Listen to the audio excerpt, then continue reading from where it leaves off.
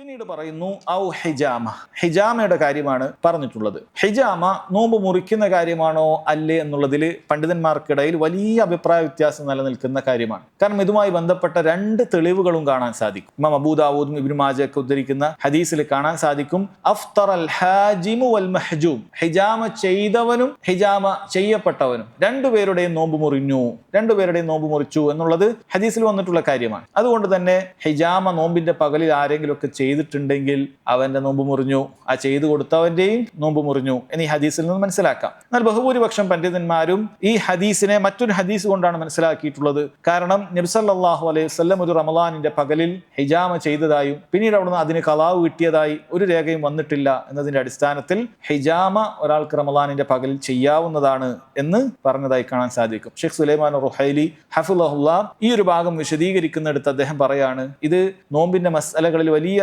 ശക്തമായ അഭിപ്രായ വ്യത്യാസമുള്ള ഒരു അസ്അബായ ഒരു പ്രയാസമുള്ള ഒരു മസ്അല തന്നെയാണ്. കാരണം രണ്ട് തെളിവുകൾ രണ്ട് ഭാഗത്തുമുണ്ട്. അപ്പോഴാണ് പണ്ഡിതന്മാർ അങ്ങനെ പറയുക. അതുകൊണ്ട് തന്നെ ആരെങ്കിലുമൊക്കെ ഹിജാമ ചെയ്യട്ടെ എന്ന് വന്ന് ചോദിച്ചാൽ ഞാൻ ചെയ്യരുത്, നിങ്ങൾ മഗ്രിബിന് ശേഷം ചെയ്തോളൂ എന്നായിരിക്കും പറയുക. എന്നാൽ ഒരാൾക്ക് കടുത്ത പ്രയാസം വന്നാൽ വേറെ ബുദ്ധിമുട്ടാണ്, എന്തെങ്കിലുമൊക്കെ ഹിജാമ ചെയ്താലേ അത് മാറുള്ളൂ, അങ്ങനെയുള്ള രോഗവുമായി കടുത്ത പ്രയാസവുമായി ഒരാൾ വന്നു കഴിഞ്ഞാൽ അത്തരക്കാരെ സംബന്ധിച്ചിടത്തോളം അവർ ഹിജാമ ചെയ്യുകയാണ് എങ്കിൽ അവരുടെ നോമ്പ് മുറിഞ്ഞു എന്ന് പറയുകയില്ല. കാരണം ബഹുഭൂരിപക്ഷം പണ്ഡിതന്മാരും ഹിജാമ ചെയ്തു കഴിഞ്ഞാൽ നോമ്പ് മുറിയുകയില്ല എന്ന അഭിപ്രായക്കാരാണ്. അതുകൊണ്ട് തന്നെ നമ്മൾ ആ നിലക്ക് മനസ്സിലാക്കുക, അത്ര അത്യാവശ്യമുണ്ടെങ്കിൽ മാത്രം നമ്മൾ ചെയ്യുക. അതല്ല എങ്കിൽ നമുക്ക് രാത്രിയിൽ സമയമുണ്ട്, ഫജ്റിന് മുമ്പ് സമയമുണ്ട്, അതുപോലെ മഗ്രിബിന് ശേഷം മുതൽ അങ്ങോട്ട് മുഴുവൻ സമയമുണ്ട്. ഈ സമയത്ത് നമ്മൾ ഉപയോഗപ്പെടുത്താൻ ശ്രദ്ധിക്കുക.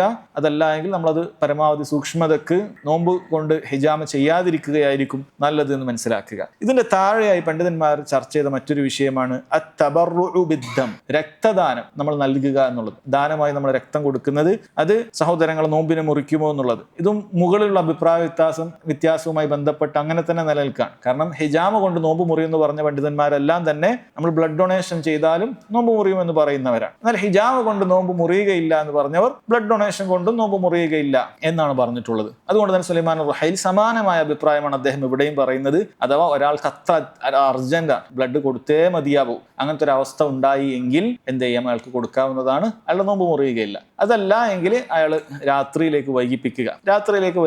അപ്പൊ നമ്മളത് ചെക്ക് ചെയ്യുക. അപ്പൊ നമുക്ക് ബ്ലഡ് കൊടുക്കുമ്പോൾ അറിയാവുന്ന കാര്യമാണ്, നമ്മൾ കൊടുക്കുന്ന ബ്ലഡ് അല്ല അവർ കൊടുക്കുക. അവരുടെ ബ്ലഡ് ബാങ്കിൽ ഓൾറെഡി അവർ ബ്ലഡ് ഉണ്ടാവും. അപ്പൊ അതിന് പകരമായിട്ടാണ് മിക്കവാറും നമ്മുടെ ബ്ലഡ് അവർ കളക്ട് ചെയ്ത് വെക്കുന്നത്. അതുകൊണ്ട് അങ്ങനെ വല്ല ആവശ്യവും വരികയാണ് എങ്കിൽ നമുക്ക് മഗ്രിബിന് ശേഷമുള്ള ഒരു സമയത്ത് കൊടുക്കാൻ പറ്റുന്ന ബ്ലഡ് ബാങ്ക് സംവിധാനം ഉണ്ടെങ്കിൽ, എല്ലായിടത്തും ഉണ്ടായിക്കൊള്ളുന്നില്ല, മഗ്രിബിന് ശേഷം വന്നിട്ട് തരാൻ പറ്റുമോ? അങ്ങനെ പറ്റുമെങ്കിൽ നമ്മൾ പരമാവധി അങ്ങനെയുള്ള മാർഗങ്ങളൊക്കെ ശ്രദ്ധിക്കുക. കാരണം നമുക്ക് എന്താണ്, ഒരു സൂക്ഷ്മത എന്നുള്ള അടിസ്ഥാനത്തിലാണ്. കാരണം ഇത് നോമ്പ് മുറിയോ ഇല്ലേ എന്നുള്ളതിൽ അഭിപ്രായ വ്യത്യാസം നിൽക്കുന്നുണ്ട്. അപ്പോൾ അങ്ങനെ സാഹചര്യം ഉണ്ട് എങ്കിൽ നമ്മളത് മഗ്രിബിന് ശേഷം തന്നെ മാറ്റി വെക്കുക, ഹിജാമയുടെ കാര്യം പറഞ്ഞതുപോലെ. എന്നാൽ അങ്ങനെ സാഹചര്യമേ ഇല്ല, നിങ്ങളിപ്പോൾ കൊടുത്താലേ ബ്ലഡ് കിട്ടുകയുള്ളൂ, അങ്ങനെയൊക്കെ ഒരു അവസ്ഥ വരികയാണ് എങ്കിൽ ഇൻഷാ അല്ലാഹ് അവർക്ക് കൊടുക്കാവുന്നതാണ്, അവരുടെ നോമ്പ് മുറിയുകയില്ല എന്ന് മനസ്സിലാക്കുക.